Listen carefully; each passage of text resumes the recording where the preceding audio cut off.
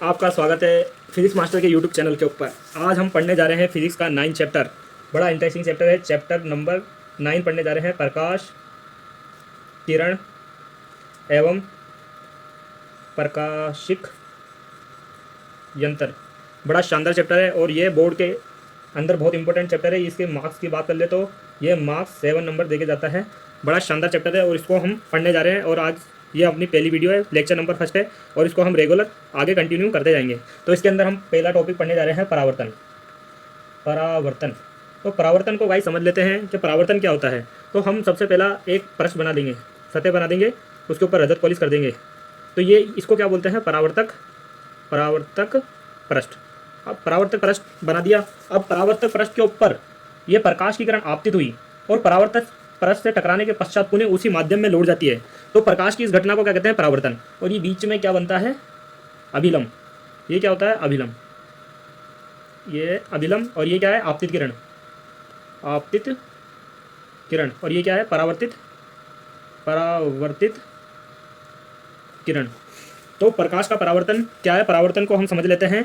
जब प्रकाश की किरण किसी माध्यम में से होते हुए परावर्तक परत पर आपतित होती है तो परावर्तक परत से टकराने के पश्चात पुनः उसी माध्यम में लौट जाती है। तो प्रकाश की इस घटना को क्या कहते हैं, परावर्तन। तो इस परावर्तन को हम समझ चुके हैं और अब इसकी परिभाषा लिख लेते हैं और इसके बारे में थोड़ा लिख लेते हैं। तो जब प्रकाश की किरण किसी माध्यम में से होते हुए परावर्तक पृष्ठ पर आपतित होती है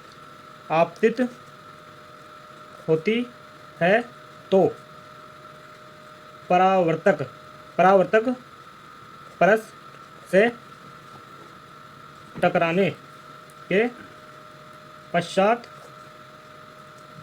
के पश्चात पुनः उसी माध्यम में लौट जाती है। तो प्रकाश की इस घटना को प्रकाश का परावर्तन कहते हैं। तो प्रकाश का परावर्तन क्या है, जब प्रकाश की किरण किसी माध्यम में से होते हुए परावर्तक पृष्ठ के ऊपर आपतित हुई और परावर्तक पृष्ठ से टकराने के पश्चात पुनः उसी माध्यम में लौट जाती है तो प्रकाश की इस घटना को क्या कहते हैं, परावर्तन। हम अब परावर्तन के नियम की बात कर लेते हैं कि परावर्तन के नियम क्या होते हैं। परावर्तन के नियम पढ़ रहे हैं। फर्स्ट नियम है कि आपतन कोण। तो गाइस जैसे कि ये आपतित किरण आई, अभिलंब के साथ क्या बनाएगा, आई कोण। तो ये क्या होगा, आपतन कोण। और परावर्तित किरण अभिलंब के साथ क्या बनाएगी, अपवर्तन कोण। तो परावर्तन के नियम हम देख लेते हैं कि आपतन कोण आई का मान परावर्तन कोण आर के बराबर होता है। तो आपतन कोण आई परावर्तन कोण आर के बराबर हो गया। तो ये क्या है, परावर्तन का नियम। परावर्तन का नियम क्या है कि आपतन कोण का मान परावर्तन कोण के मान के बराबर होता है। तो यह है परावर्तन का नियम। हम दूसरा देख लेते हैं कि दूसरा नियम क्या है कि आपतित किरण और परावर्तित किरण और अभिलंब तीनों एक ही तल में स्थित होते हैं। तो दूसरा अपन बोल सकते हैं कि आपतित किरण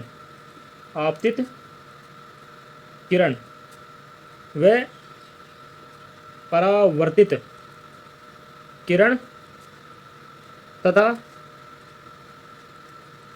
अभिलंब तीनों एक ही तल में स्थित होते हैं। ये परावर्तन के नियम की बात कर ली और परावर्तन हमारा कंप्लीट हो चुका है। और हम आगे टॉपिक की तरफ बढ़ रहे हैं कि गोलीय दर्पण की तरफ बढ़ रहे हैं कि गोलीय दर्पण नेक्स्ट टॉपिक है अपना, गोलीय दर्पण। तो ये गोलीय दर्पण होते हैं, ये दो प्रकार के होते हैं। ये हम बहुत पहले से पढ़ते आ रहे हैं, 6ठी 7वीं से ही। गोलीय दर्पण दो प्रकार के होते हैं। पहला गोलीय दर्पण कौन सा होगा, उत्तल दर्पण। दूसरा कौन होगा, अवतल दर्पण। अब हम उत्तल दर्पण की बात कर लेते हैं कि उत्तल दर्पण क्या होता है। तो उत्तल दर्पण तो उत्तल दर्पण को हम लिखने से पहले इसको समझ लेते हैं कि उत्तल दर्पण क्या होता है। तो उत्तल दर्पण ये होता है जिसके बाहरी सतह तो परावर्तक पृष्ठ की भांति व्यवहार करती है तथा आंतरिक सतह पर रजत पॉलिश की जाती है, तो उसे क्या कहते हैं, उत्तल दर्पण। तो उत्तल दर्पण क्या है, वह दर्पण जिसकी आंतरिक सतह के ऊपर तो क्या की जाती है, रजत पॉलिश, और बाहरी सतह क्या करेगी, परावर्तक पृष्ठ की भांति व्यवहार करती है, तो उसे क्या कहते हैं, उत्तल दर्पण। वह दर्पण जिसकी आंतरिक सतह पर रजत पॉलिश की जाती है तथा बाहरी सतह परावर्तक पृष्ठ की भांति व्यवहार करती है, तो उसे उत्तल दर्पण कहते हैं। तो उत्तल दर्पण क्या है कि वह दर्पण जिसकी बाहरी सतह तो परावर्तक पृष्ठ की भांति व्यवहार कर रही है और आंतरिक सतह के ऊपर रजत पॉलिश की जाती है, तो वह क्या होता है, उत्तल दर्पण। अब इसी प्रकार हम अवतल दर्पण की बात कर लेते हैं। अवतल दर्पण क्या होता है, अवतल दर्पण को हम देख लेते हैं। अवतल दर्पण ऐसा होता है जिसकी बाहरी सतह के ऊपर क्या की जाती है, रजत पॉलिश, बाहरी सतह के ऊपर क्या की जाएगी, रजत पॉलिश, और आंतरिक सतह परावर्तक पृष्ठ की भांति व्यवहार करती है, तो उसे क्या कहते हैं, अवतल दर्पण। तो अवतल दर्पण के बारे में हम लिख लेते हैं, वह दर्पण जिसकी बाहरी सतह पर रजत पॉलिश की जाती है तथा आंतरिक सतह परावर्तक पृष्ठ की भांति व्यवहार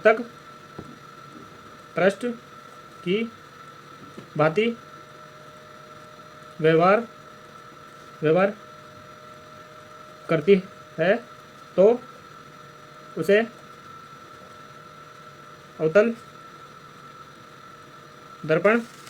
अवतल दर्पण कहते हैं। तो हमने क्या पढ़ा, गोलीय दर्पण। गोलीय दर्पण कितने प्रकार के होते हैं, दो प्रकार के। एक तो होता है उत्तल दर्पण और दूसरा क्या होता है, अवतल दर्पण। तो उत्तल दर्पण की हम बात कर लेते हैं कि वह दर्पण जिसकी बाहरी सतह तो परावर्तक पृष्ठ की भांति व्यवहार करती है और आंतरिक सतह के ऊपर रजत पॉलिश की जाती है, तो वो होता है उत्तल दर्पण। और इसी प्रकार हम बात कर लेते हैं अवतल दर्पण। वह दर्पण जिसकी बाहरी सतह के ऊपर तो रजत पॉलिश की जाती है और आंतरिक सतह परावर्तक पृष्ठ की भांति व्यवहार करती है, तो उसे अवतल दर्पण कहते हैं। आपको समझ में आ रहा होगा, मैं उम्मीद करता हूँ। तो अब हम आगे बढ़ रहे हैं टॉपिक के अंदर। सबसे पहला हम बात कर लेते हैं वक्रता केंद्र की। वक्रता केंद्र क्या होता है, तो हम वक्रता केंद्र को लिखने से पहला इसको एक बार समझ लेते हैं कि वक्रता केंद्र होता क्या है। तो प्रत्येक गोली समझने के लिए, प्रत्येक गोलीय दर्पण, ये गोलीय दर्पण है, प्रत्येक गोलीय दर्पण किसी गोले का कटा हुआ भाग होता है तथा गोले का केंद्र वक्रता केंद्र कहलाता है। तो हम इसकी परिभाषा लिख सकते हैं कि प्रत्येक गोलीय दर्पण किसी गोले का कटा हुआ भाग होता है तथा गोले का केंद्र वक्रता केंद्र कहलाता है। तो हम इसको लिख सकते हैं, प्रत्येक गोलीय दर्पण किसी गोले का कटा हुआ भाग होता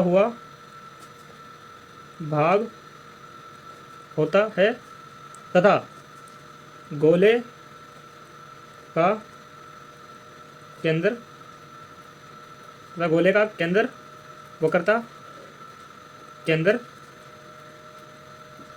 कहलाता है। तो वक्रता केंद्र क्या है कि प्रत्येक गोलीय दर्पण किसी गोले का कटा हुआ भाग होता है तथा गोले का केंद्र वक्रता केंद्र कहलाता है। तो वक्रता केंद्र को सी से प्रदर्शित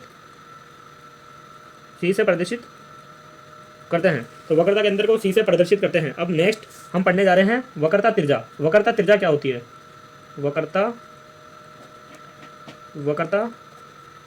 त्रिज्या क्या होते हैं, तो इसको भी हम समझ सकते हैं उसकी तरह ही सेम कि प्रत्येक गोलीय दर्पण किसी गोले का कटा हुआ भाग होता है तथा गोले की त्रिज्या वक्रता त्रिज्या कहलाती है। तो हम इसको लिख लेते हैं कि प्रत्येक गोलीय दर्पण किसी गोले का कटा हुआ भाग होता है तथा गोले की त्रिज्या वक्रता त्रिज्या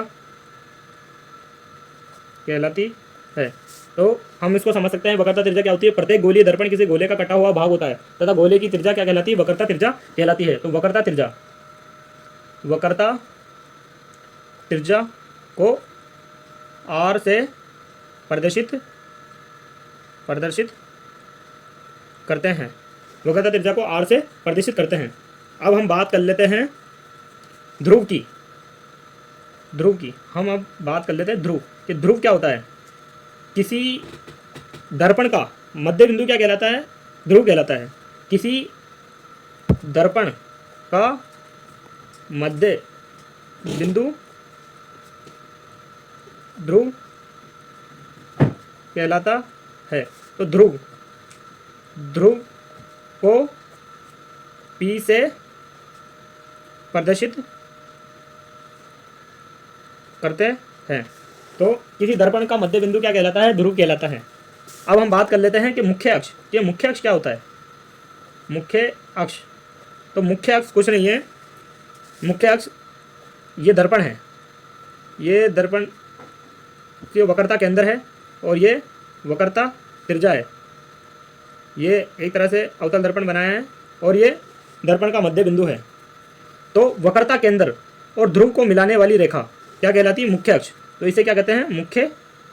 ये रेखा को क्या कहते हैं? मुख्य अक्ष। तो हम लिख सकते हैं वक्रता केंद्र तथा ध्रुव को मिलाने वाली रेखा मुख्य अक्ष कहलाती है। गाइस, आपको वीडियो पसंद आए तो लाइक और शेयर करना। उम्मीद करता हूँ कि आपको ये वीडियो पसंद आई होगी।